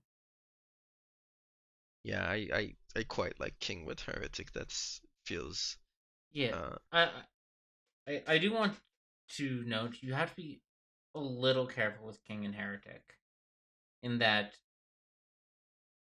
if the King learns Heretic going into Final Three, uh, the King knows exactly what to do, which is nominate themselves. Um, so you need to make sure either that, or if the King learns the Heretic at all, because the Heretic doesn't even have to be alive in Final Three. If the King ever learns specifically of a Heretic, like, and the King sort of makes it to the end game, the King knows what they need to do. So I think they're an interesting interaction, but I think like you have to be careful. And as the storyteller, who is, if you're going to be controlling kills like you are in a little monster game, you need to get yourself into a position where you can either commit to not showing the King Heretic or killing the King before. Yeah. And when we go through this exercise, we're not telling you, from the start of the game, you should think, I'm going to put this king in the bag so I can show it heretic later. We're just mentioning that that's an interesting interaction. If you happen to have king and heretic both in the bag, that might be something that becomes possible. We're not saying you should put it in the bag expecting to do that. yeah, it gives you the flexibility, like it's a tool in your toolbox where if you need to tell the good team that there's a heretic, then you can plan for it. Whereas, like other information about heretic might be sort of roundabout, where someone eventually claiming heretic might be seen as good by a village idiot, for example. But like King is directly can learn about heretic at some point. And one good thing about the like King knowing what to do in a final three situation, learning about a heretic, is that it can be easily a evil bluff where because evil team knows about whether or not the king exists, um the a minion can just that eventually finds out that there is a king or not, can come out in final three and claim to have seen a heretic when there is none, to try and get themselves executed rather than the demon. So it sort of balances itself out in a nice Yeah, cyclic way, but again, play yeah, cautiously. yeah. It's just something to be concerned about. It's just something you should think about whether you need to. Especially because King normally comes with Choir Boy. Um, King Choir Boy Heretic can create a very lengthy confirmation chain. Um, so you just have to be careful. And we've left Choir Boy out of this bag since we can due to the little monster, so that it works a little bit better because you don't have the danger of that chain. Another one I wanted to throw in here real quick is general. I think you're as a storyteller, you're going to have players ask you about how you're ruling general with a heretic. Um, uh, my preference is always to assume that the storyteller knows that the heretic is in play or not, and therefore give general information based on that knowledge. So my information would always include heretic. If you want to run it a different way, just make sure you're clear to your players that you're not running that. I think that's the most coherent way to run general with relation to heretic. So if you're going to run it differently, make sure you answer the question correctly. I'm gonna take an opinion here. If you're gonna run it differently, don't. That's a great opinion. I'm for that. Like people ask this question all the time, and I literally do not understand why the question is even coming up. I'm gonna go on a little rant. The general is the storyteller's opinion about who is winning the game, and the storyteller knows everything, including whether there's a heretic. Like, there Yeah. is no sense in which the general should not be taken into account of the heretic. Like, nothing in the general almanac suggests it would. It's ignoring the heretic. The general almanac does not, like, winning the game is winning the game. Like, I don't want to be asked this question anymore because it's like a weird question that doesn't make sense. Maybe I'm missing something, but like the words literally don't make sense. Like, are you running general before or after heretic? What do you mean? like, so if you for some reason are running in general that it doesn't account for the existence or non-existence of a heretic in your mind, please stop. I think I have Thanks an for saying idea what I of was thinking. where the confusion is coming from is the vortex. Maybe where people are like, oh, vortex flips everything, so therefore the information gets flipped, and heretic flips the win condition, so information should get flipped, and people are thinking about vortex rather than the heretic. I think that's the closest reason why I think people might be thinking about that way, but that's like all kinds of wrong. Vortex is a whole other different thing that you don't have to worry about when it comes to general and heretic. Just consider heretic when you're giving your general information, and that is so much easier than trying to do anything else. Yeah, like it literally doesn't make sense to me how you can ignore the heretic for the purposes of general information. It's a fundamental. It's deciding who's winning the game or not. I'm gonna be honest. There are sometimes when I say things just because I think Emma might go off on a rant, and it makes the podcast so much more enjoyable for me.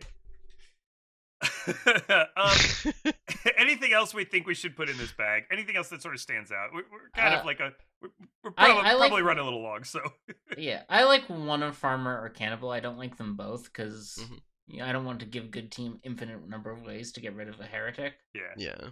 But I like one of them. I like fisherman quite a bit with heretic. I think it's a very strong choice. Yeah. I was gonna say here, like cannibal. I like cannibal more than farmer because that gives like more control about the heretic on the hands of the good team rather than us. But I could go either way, really. Yeah.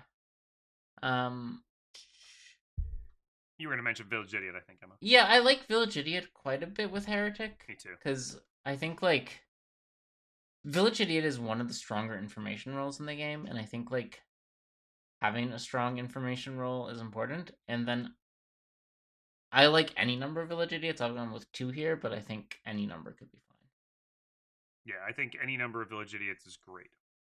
Yeah, and I think the thing that like stands out with Village Idiots having any is that like Heretic can blend into the Village Idiots a little bit.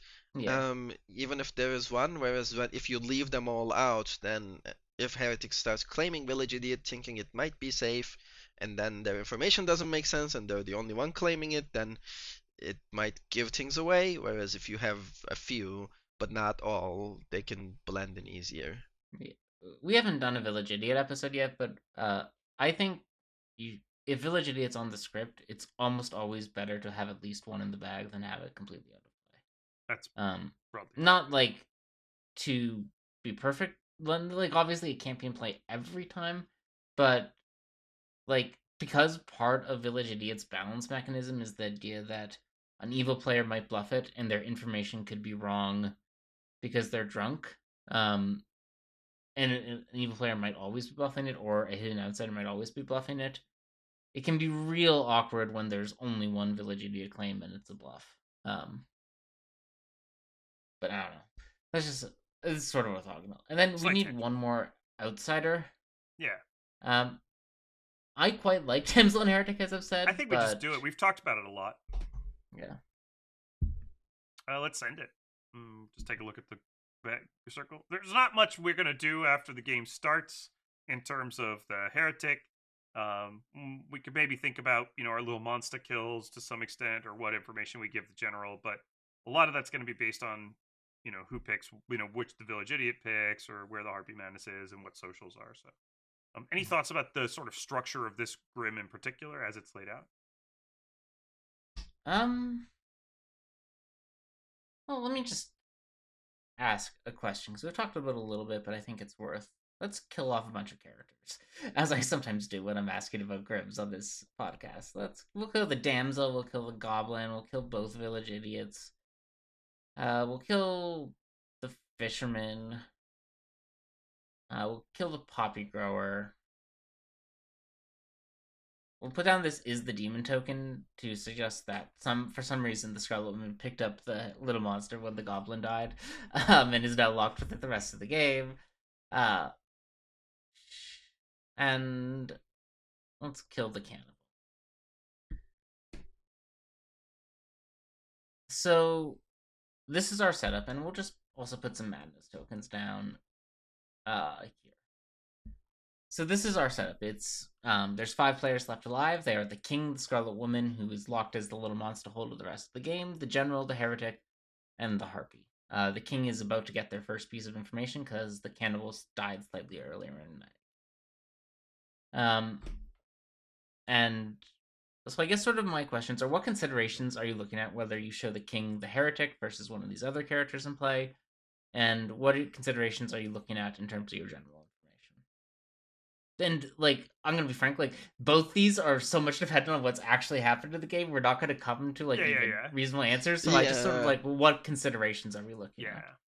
I'm gonna start on the general information side because I do think the general information is going to be a little bit dependent on whether the Scarlet Woman has been seen by a village idiot and has been seen as evil, and whether the heretic has been seen by the same village idiot as good, where the other village idiot has picked. Like, if there's a heretic that's seen as good and the Scarlet Woman is seen as evil, that's gonna lean toward the good team probably winning, just because the good team has the information to resolve that. So I think the general information is going to be pretty heavily dependent on sort of really what has happened previously in terms of what's still going on.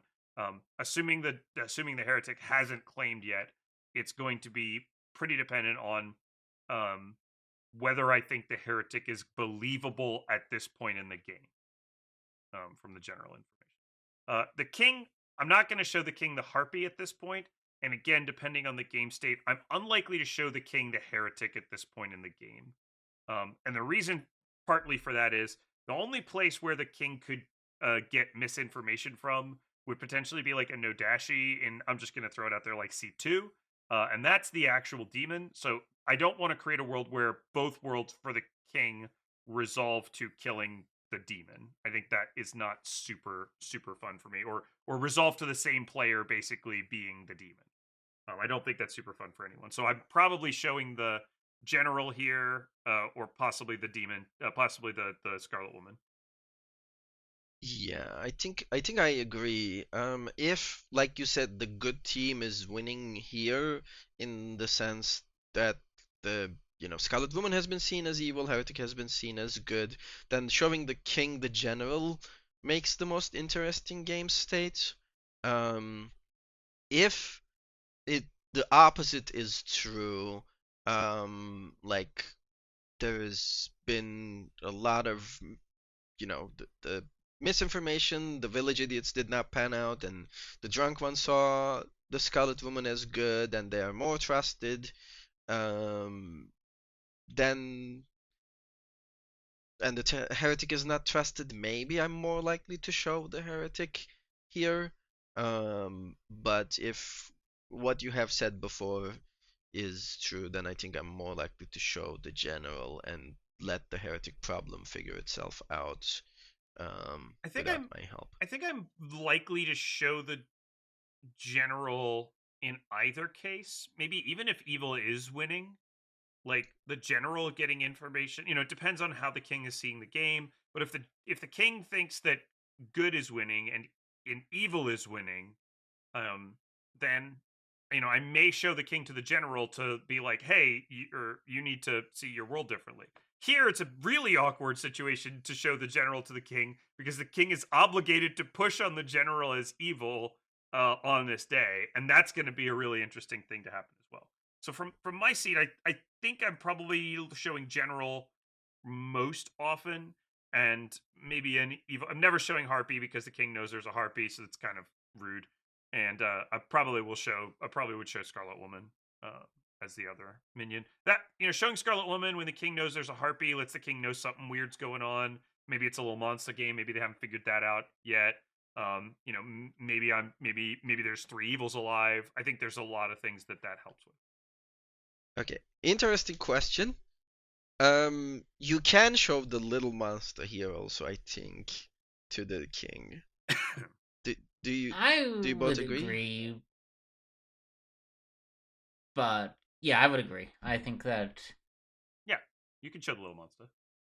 I think like people sometimes get cute with like trying to show little monster to dreamers, which I don't think you can do. But I think the king is learning about an alive character, not tied to a player, Right. and the little monster is an alive character, even if no player is the little monster. That's how I would also read it. I think the little monster is in play and is a character. Okay, that's what I would think as well, but I think it's important that we covered it. Yeah, I think it's a good catch. I don't know, Emma. What is your what's your king general kind of look on this Grim? Yeah, I mean, it's sort of like for general, it's sort of like a trick question. All depends on whether they're planning to execute C2. Yep. If they're planning to execute C2, evil is winning. If they're planning to execute anyone else with their last 2 executions and they aren't planning to execute C2, good is winning. Yep. That's like the main thing for the general. And that's going to be based off all the things I know about what people have talked about, what information the village idiots gathered before they died, yada yada yada.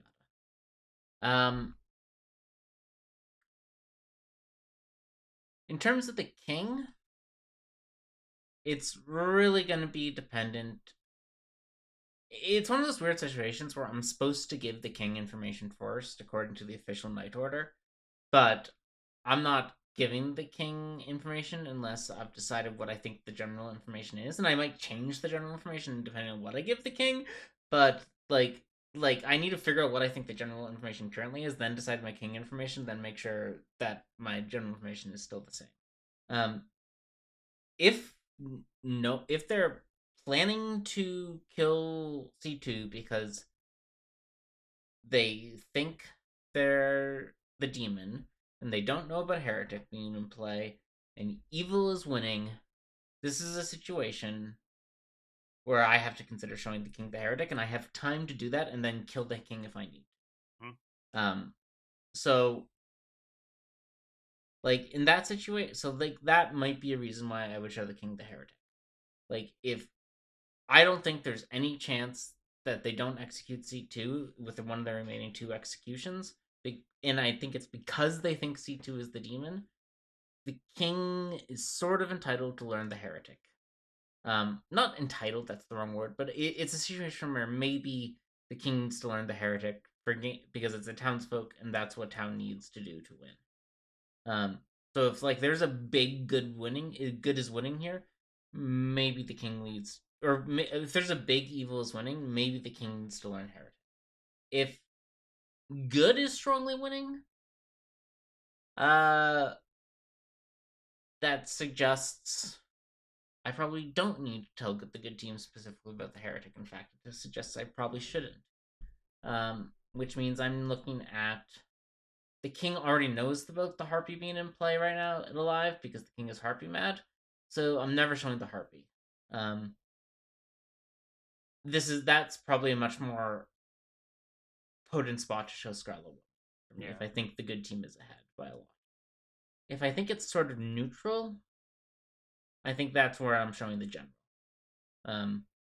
So that's my sort of baseline here is it's going to be dependent on various other factors in the game. But if evil's way ahead, the king probably needs to learn about the heretic. If good is way ahead, Scarlet Woman's probably the safest thing to show. If it's sort of neutral, it's probably time to show the general, because the general is, again, the general is like the king in that I can kill them. So if like neither team has a strong advantage, knowing that you can trust the general's information, or at least trust that they are the general, is powerful.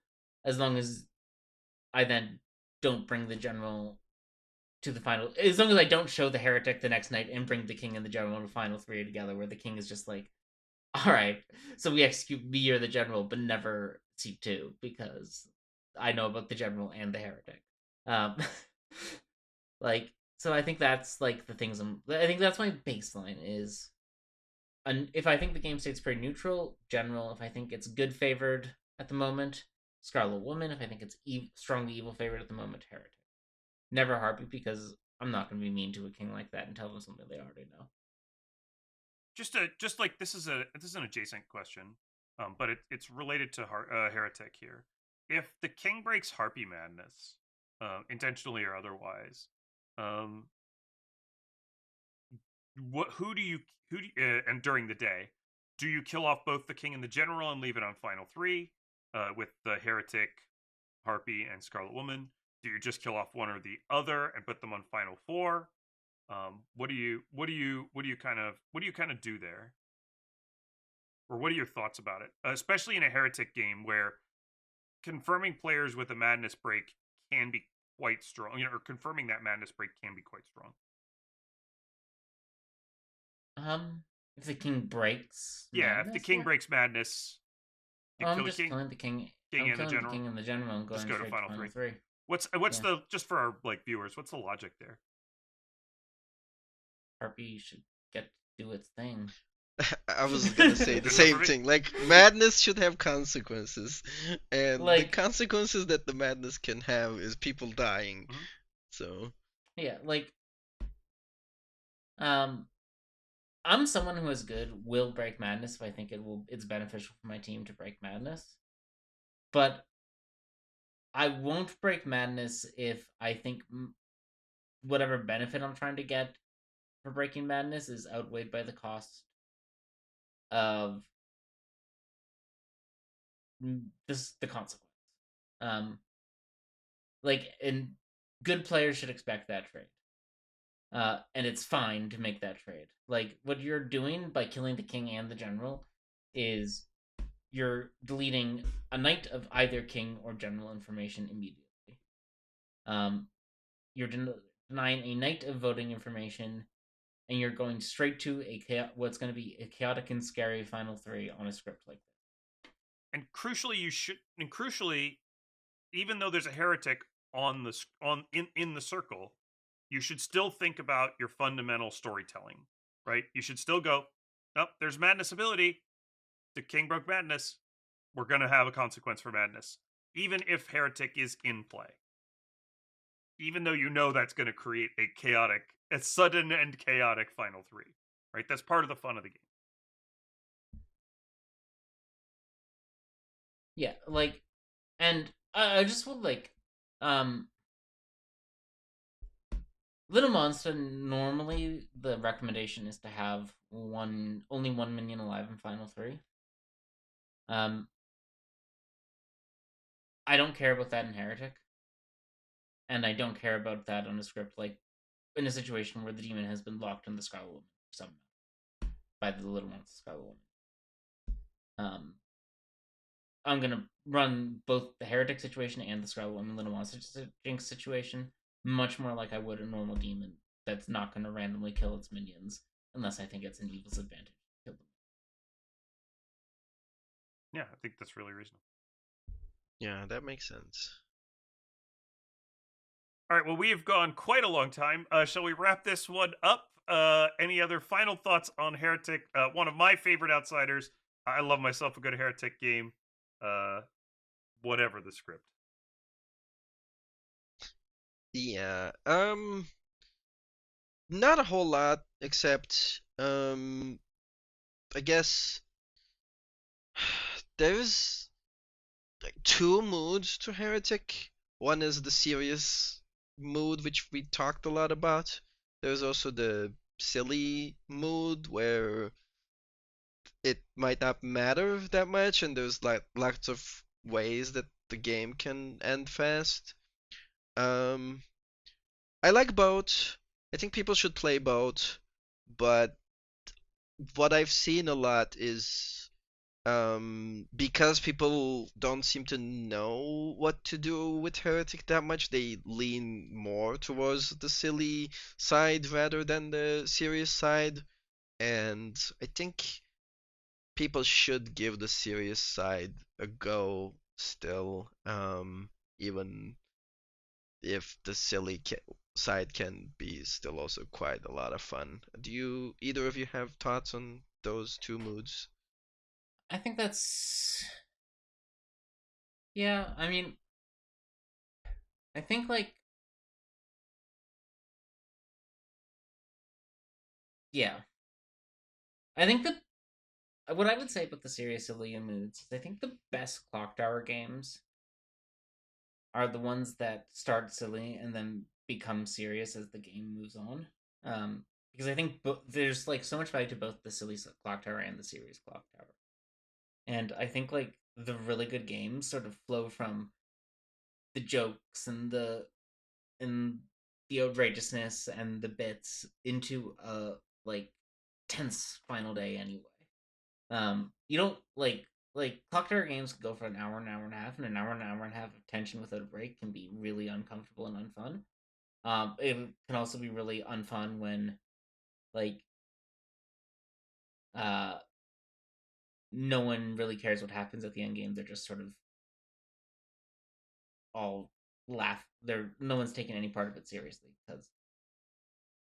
So I think like you want like I don't really see these as two sides of the I think see these as two sides of the same coin of a good game of Clock Tower. Um, but I think like within that spectrum, I think Heretic has a role to play in both. Heretic allows evil to do even more outrageous and stupider stuff than they normally could. It allows like uh and that's interesting. And it allows good an excuse to make more outrageous bluffs as well because they can be covering for Heretic or tricking the evil team into thinking there's one. But I think like yeah. Does that make sort of sense as an answer to your question? I think so. I more or less feel the same Um, way. yeah. Um, both, I think both are good. If it's that serious and then turns into a silly game at the end, that's also fine. Um, so as long as you have fun, it's who cares who wins or who loses. But I think Heretic can play a lot of role in having fun, and people shouldn't be afraid of it. Is what I'm gonna end it with. It's it's it's a great character. It does something that no other characters can do, and you should give it a go. I think I couldn't wrap it up better than that, Ekin. So thank you for coming on and spending the time with us. We appreciate you, and we always love to have you with us. You just have such cool ideas about so many different characters. It's always great to have you on. We'll give you a moment to shill for anything you'd like to shill for, as always. Any interesting projects you're working on, Ekin? Anything interesting coming up? Yeah, I'll chill for the FinalThreeCon Oh, events have opened, not opened up, but the schedule has been they released. may have opened up by the Um, time this goes out. it may have opened up by the time this goes up. So I have a couple of like special events already in the schedule. I have the Two Towns and a Boom Dandy event that we did last year again, which is sort of like a homebrew amalgamation of Clock Tower and Two Rooms and a Boom.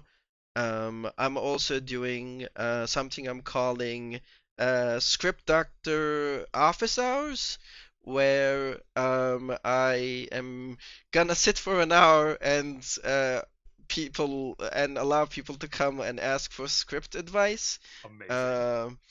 I'll have it every day, and you don't have to commit to an hour. You can come in for like 5 minutes, get some advice, and go your merry way. So I think those are my upcoming things that are on the horizon. I'm gonna have some normal games as well. Maybe even run a Heretic script. Uh, we'll see. You should come play. Find me at FinalThreeCon is my shill here, I guess. That sounds like a good time. I am sure I will come and find you. Yeah. I will be running Heretic scripts at FinalThreeCon, so come play them. Mm-hmm. That's us for the week. I hope you all enjoyed the episode. Hope you get out there and play some Heretic games. Heresy, everyone. We all love it. And until next time. May your scenarios stay grim. Bye.